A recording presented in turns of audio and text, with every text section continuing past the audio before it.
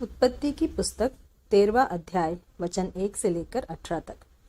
Abram और लूत के अलग होने का वर्णन। तब अब्राम अपनी पत्नी और अपनी सारी संपत्ति लेकर लूत को भी संग लिए हुए मिस्र को छोड़कर कनान के दक्षिण देश में आया। अब्राम भेड़ बकरी, गाय बैल और सोने रूपे का बड़ा धनी था।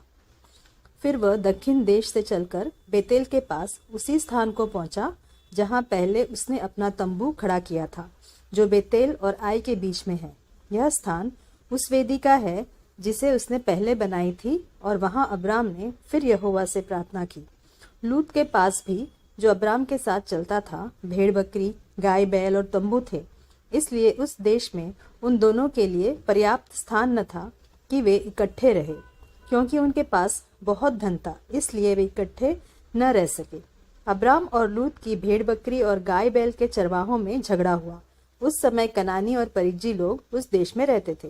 तब अब्राम लूत से कहने लगा, मेरे और तेरे बीच और मेरे और तेरे चरवाहों के बीच में झगड़ा न होने पाए, क्योंकि हम लोग भाई बंधु हैं। क्या सारा देश तेरे सामने नहीं?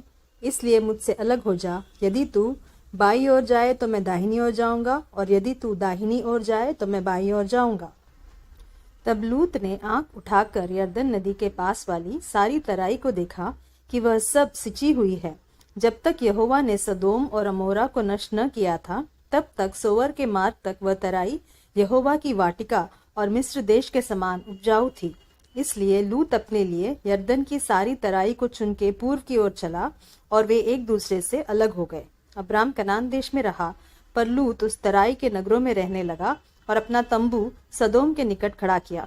सदोम के लोग यहोवा के लेखे में बड़े दुष्ट और पापी थे। अब्राम का हेब्रोन को जाना।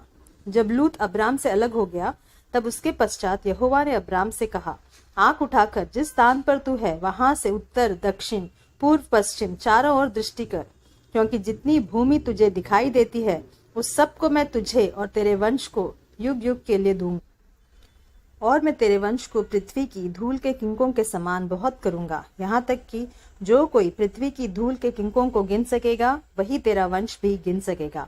उठ, इस देश की लंबाई और चौड़ाई में चल फिर, क्योंकि मैं उससे तुझी को दूंगा।